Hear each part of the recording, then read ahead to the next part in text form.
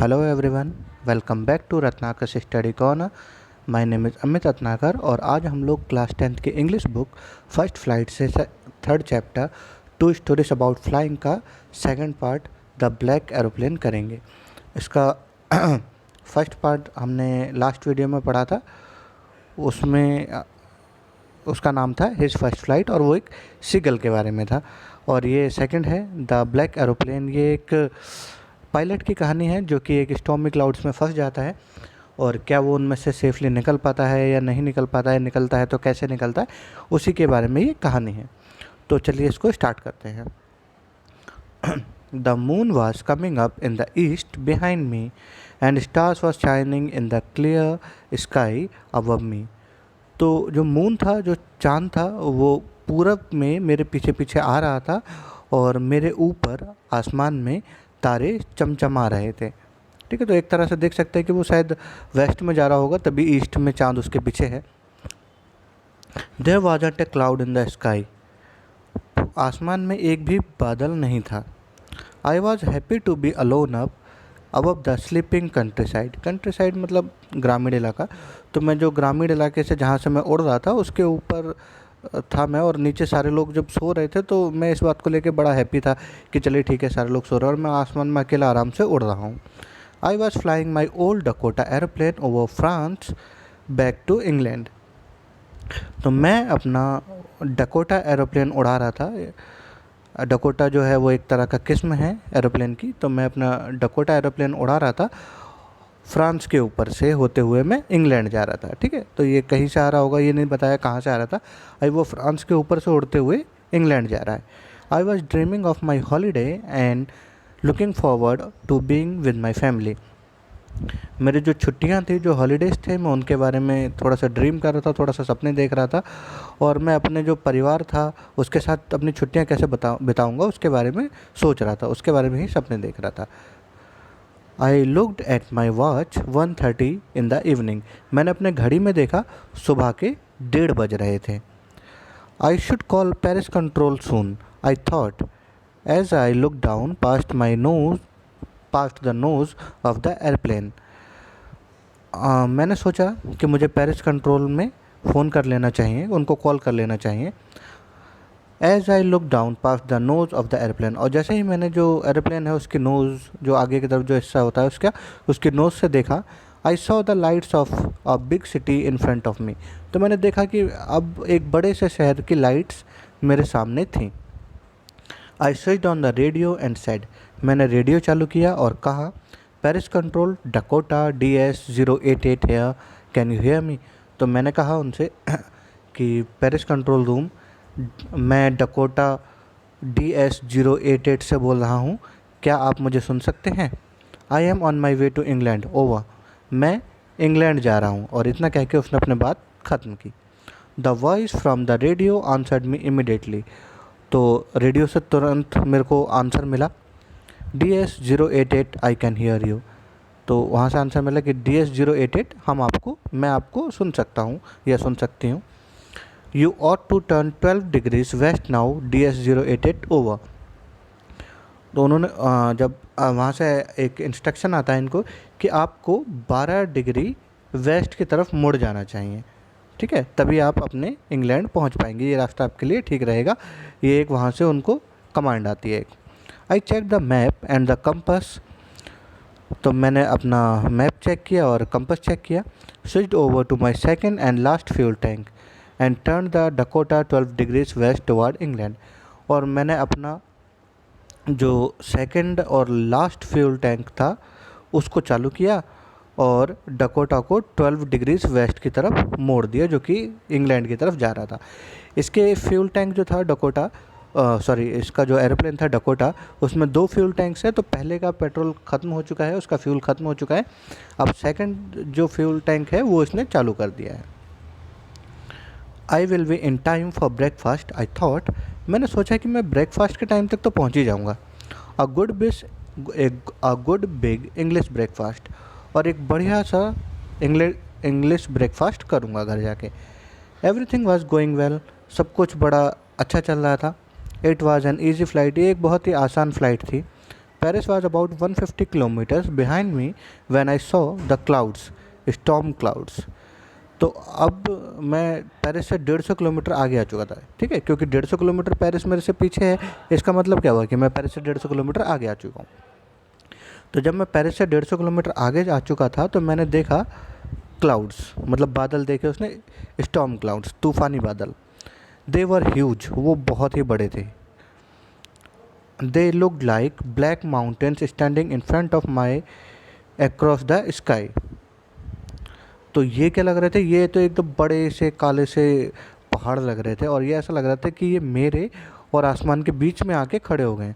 I knew I could not fly up and over them, मुझे पता था कि मैं उनके ऊपर उड़ के तो नहीं जा सकता, ठीक है, इनकी जो डकोटा एरोप्लेन है इसकी कुछ लिमिट होगी, तो उसे पता था कि वो इसके ऊपर तो नहीं उड़ सकता। I and I did not have enough fuel to fly around them to the north and south, और उसके जो किनारे से होते हुए या तो नॉर्थ के साइड से जा सकते थे उसके होते हुए या साउथ की तरफ से जा सकते थे, मतलब पूरा घूम के। तो कह रहे इतना मेरे पास फ्यूल नहीं बचा था कि मैं इसके घूम के चला जाऊँ उसके पास से। I ought to go back to Paris, अब मुझे वापस पेरिस चले जाना चाहिए। आई थॉट, मैंने ऐसा सोचा। But I wanted to go get home, लेकिन मैं घर जाना चाहता था। आई वॉन्टेड दैट ब्रेकफास्ट, और मुझे वो नाश्ता चाहिए था, जो अभी ये सोच रहा था ना कि मैं घर जाके नाश्ता करूँगा, अपनी फैमिली से जो मिलना चाह रहा था, ये वही कह रहा है। I will take the risk, I thought, मैंने सोचा कि चलो रिस्क लेते हैं।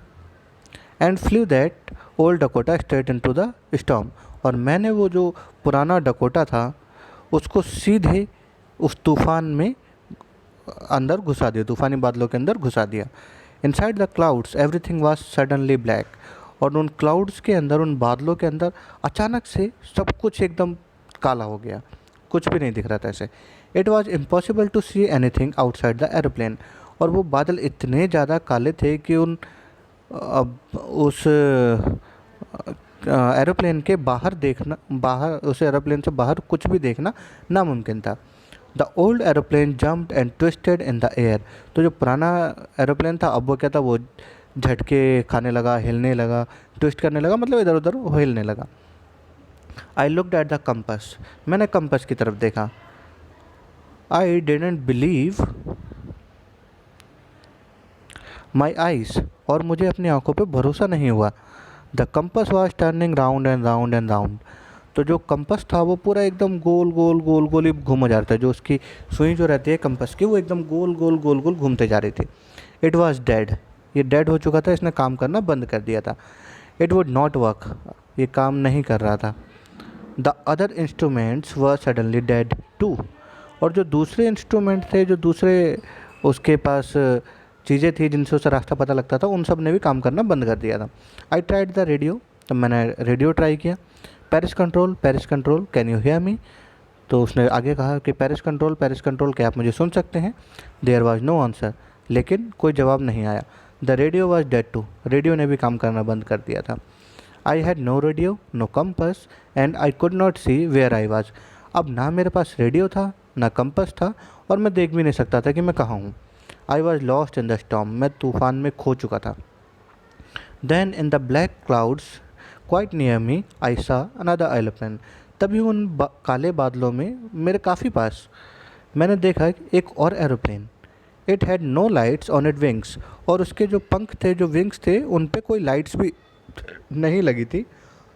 But I could see it flying next to me through the storm, लेकिन मैं देख सकता था कि वो मेरे बिल्कुल एकदम पास में ही उड़ रहा था, ठीक है, उस स्टॉर्म में एकदम मेरे पास में उड़ रहा था। आई could see the pilots face, मैं यहाँ तक कि इतना पास उड़ रहा था कि मैं पायलट का फेस भी देख सकता था। टर्न टुवर्ड्स मी, और क्या किया कि उसने, जब मैं उसका फेस देख सकता था, उसने अपना फेस मेरी तरफ किया। I was very glad to see another person, he lifted one hand and waved, तो मैं वहाँ पे किसी दूसरे पर्सन को देख के बड़ा खुश हुआ, क्योंकि इसे तो लग रहा था कि अभी यहाँ पे ये खो चुका है और अकेला ही है वहाँ पे, लेकिन अब किसी ने दूसरा इंसान देखा तो ये खुश हुआ। ही lifted one hand and waived, उसने अपना एक हाथ ऊपर किया और वेव किया, मतलब हिलाया।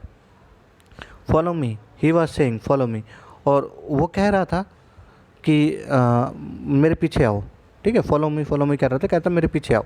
ही knows that I am lost, वो जानता था कि मैं खो चुका हूँ।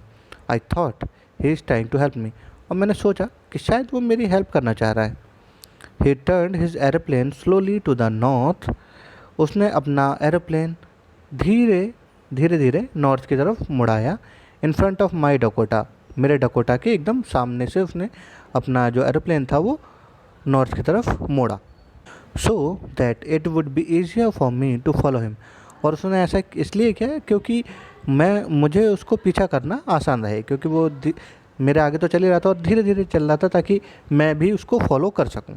I was very happy to go behind the strange aeroplane like an obedient child, और मैं एक बड़े ही ओबीडियंट चाइल्ड के रूप में, एक बड़े ही आज्ञाकारी बच्चे के रूप में उस एरोप्लेन का पीछे चलने लगा। और बड़ा खुश था मैं ऐसे करके, क्योंकि मैं तो खो ही चुका था, मुझे पता नहीं था कहाँ जाना है, तो वो जहाँ भी जा रहा था मैं उसके पीछे पीछे चलने लगा।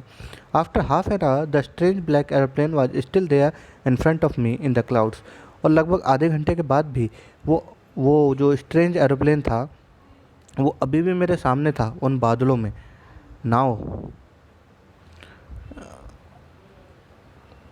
Now there was only enough fuel in the old Dakota's last tank to fly for 5 or 10 minutes more.